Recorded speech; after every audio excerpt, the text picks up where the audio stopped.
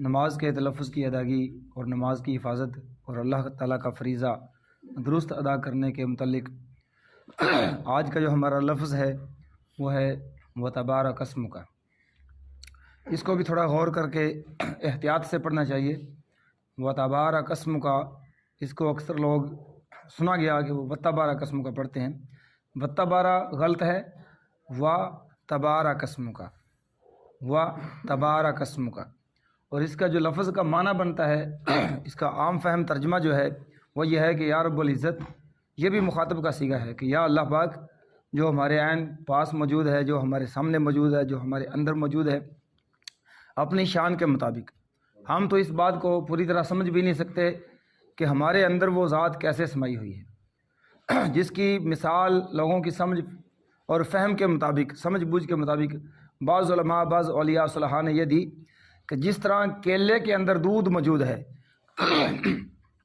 کیلے کو آپ کاٹ لیں تو دودھ نظر نہیں آئے گا، کیلے کو آپ پیس لیں دودھ نظر نہیں آئے گا، اس کو آپ مسل دیں دودھ نظر نہیں آئے گا، لیکن کیلے کے اندر دودھ موجود ہے، پورے کیلے کے اندر دودھ موجود ہے۔ یہ جنت کا پھل ہے اور اس کے اندر جنت کا دودھ موجود ہے، یہ بات بالکل محقق ہے۔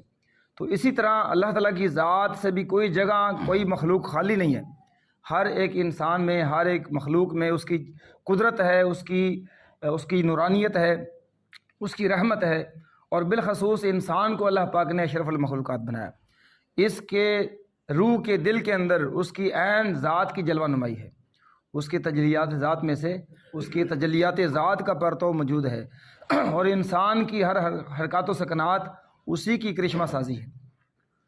تو اللہ تعالیٰ ہمارے عین قریب ہمارے سامنے ہے، تو سامنے پا کے اس کو سامنے حاضر سمجھ کر اور اپنے اندر خیال کر کے یہ لفظ بولنا ہے کہ اللہ تیرا نام بڑی برکت والا ہے، وتبارک اسمک، تیرا اسم پاک بڑی برکت والا ہے۔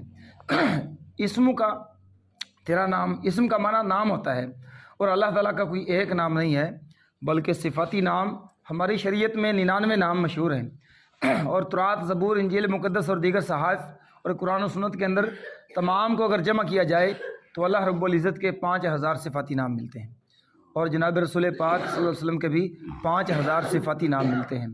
ویسے زیادہ مشہور و معروف جو ہے علماء کرام نے 99 نام اللہ کے، 99 نام رسول کے مشہور کیے، جن کی ہر ایک کی بڑی بڑی شان بیان کی گئی، اور بڑے بڑے ان کے وظائف پڑھے گئے، اور بڑے بڑے فیض اور کمالات ان کے دیکھے اور پائے گئے۔ تو اللہ تعالیٰ کے کوئی بھی نام ہو، صفاتی ہو یا ذاتی، ذاتی نام اللہ تعالیٰ کے بھی 2 ہیں، اور رسول پاک کے بھی 2 ذاتی نام ہیں، باقی سب صفاتی ہیں۔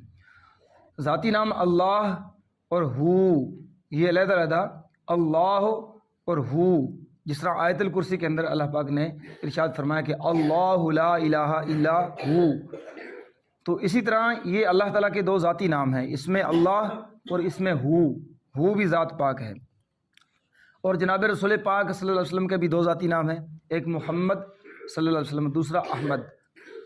اور اس کی تقسیم اس طرح فرمائی گئی ہماری شریعت میں، اس کا بیان، اس کی وضاحت اس طرح فرمائی گئی کہ اللہ پاک کی بارگاہ میں جناب رسول پاک صلی اللہ علیہ وسلم کا عرشوں پر اور آسمانوں پر نام احمد مشہور ہے، اور زمین پر، فرش پر ان کا نام محمد مشہور ہے۔ تو باقی آپ کے صفاتی نام ہیں۔ تو اللہ تعالیٰ کا کوئی بھی نام ذاتی ہو یا صفاتی، اس کی برکتیں گنی نہیں جاتی۔ اس لیے بعض لوگوں نے، بعض اولیاء نے اپنے مریدوں کو، اپنے طالبوں کو، اپنے شاگردوں کو کوئی اس میں صفات کا ورد بتایا اور اپنی اجازت عطا فرمائی۔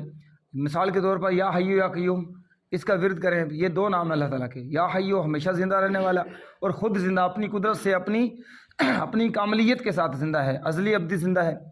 اور یا حیو کے اندر یہ تاثیر ہے کہ وہ جس کے اوپر اس کی تجلی آ جائے اس مردے کو بھی وہ زندہ کر دیتا ہے۔ یا حیو، خود بھی زندہ اور زندہ رکھنے والا۔ اب جو بھی کچھ زندہ ہے وہ اس حی القیوم کی برکت ہے۔ تو قیوم کا مطلب ہمیشہ رہنے والا، ازل سے ابد تک رہنے والا، جس کو کبھی زوال نہ ہو، جس میں کوئی کمی نہ ہو، تو وہ حی القیوم ہے۔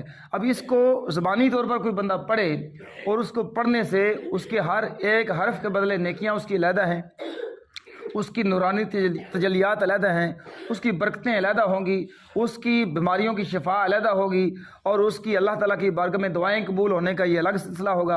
اتنے قسم کے فضائل اس کے، حتیٰ کہ کچھ اولیاء نے اس کا ورد کیا تو ان گنت کیا، لاکھوں اور کروڑوں کی تعداد میں کیا، تو انہوں نے اس کی تجلی کو جب پا لیا تو انہوں نے ایک مقام دیکھا اس میں، تو انہوں نے لکھ دیا کہ یہ اسم اعظم ہے۔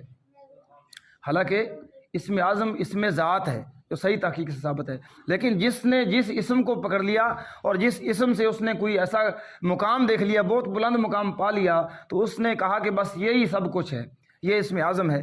اسی طرح بہت سارے اسماء کو، اسماء صفات کو اولیاء نے اسم اعظم لکھا۔ تو اس کے بارے میں جناب رسول پاک صلی اللہ علیہ وسلم نے ارشاد فرمایا کہ اے میرے بندے، میرے پیارے امتی، اے اللہ کے بندے، 3 مرتبہ پڑھو یا حی یا قیوم، یا حی یا قیوم، یا حی یا قیوم۔ اس کے بعد تو جو چاہے دعا مانگ اللہ قبول فرمائے گا۔ اسی طرح جس کی دعا قبول نہیں ہوتی، بس شرط یہ ہے کہ وہ سچ بولنے والا، رزق حلال کھانے والا ہو، تو فرمایا کہ 3 مرتبہ کوئی بندہ پڑھے یا ذوالجلال والاکرام، یا ذوالجلال والاکرام، یا ذوالجلال والاکرام۔ اس کے بعد وہ دنیا و آخرت کی کوئی بھی جائز دعا مانگے گا، اللہ رب العزت قبول فرمائے گا۔ تو اللہ کا کوئی بھی نام ذاتی ہو یا صفاتی، وہ بڑی ہی برکت والا ہے۔ تو ہم نمازیوں کو تو یہ پتہ ہی نہیں ہوتا، ہم نے تو بڑی مشکل جان چھڑانی ہوتی ہے نماز سے کہ کب وقت پورا ہوگا، کب ہم نکلیں گے یہاں سے۔ کوئی الفاظ مکمل پڑھا، کوئی نہ پڑھا، تو ہم نے کبھی غور نہ کیا کہ ہم ایک عرصے سے کیا بول رہے ہیں اور کس کو کہہ رہے ہیں، اور ہمارے سامنے کون موجود ہے۔ اور حضرت علامہ اقبال رحمۃ اللہ علیہ جیسی شخصیات سے بھی ہم نے رہنمائی حاصل نہ کی۔ آپ نے فرمایا کہ اے حقیقت منتظر، نظر آ لباس مجاز میں کہ ہزاروں سجدے تڑپ رہے ہیں میری جبین نیاز میں۔ فرمایا کہ حقیقت منتظر، کبھی مجازی لباس میں میرے سامنے تو آ کہ میری پیشانی کے اندر ہزاروں سجدے تڑپ رہے ہیں کہ میں تجھے سجدہ کروں۔ تو اللہ تعالیٰ ہم سب کو نماز کے الفاظ پر غور کرنے کی، ان کو درست پڑھنے کی، ان کو سمجھنے کی توفیق عطا فرمائے، اور نماز کو ہماری کو اللہ تعالیٰ کامل معراج کا درجہ نصیب فرمائے۔ وما توفیق الا باللہ۔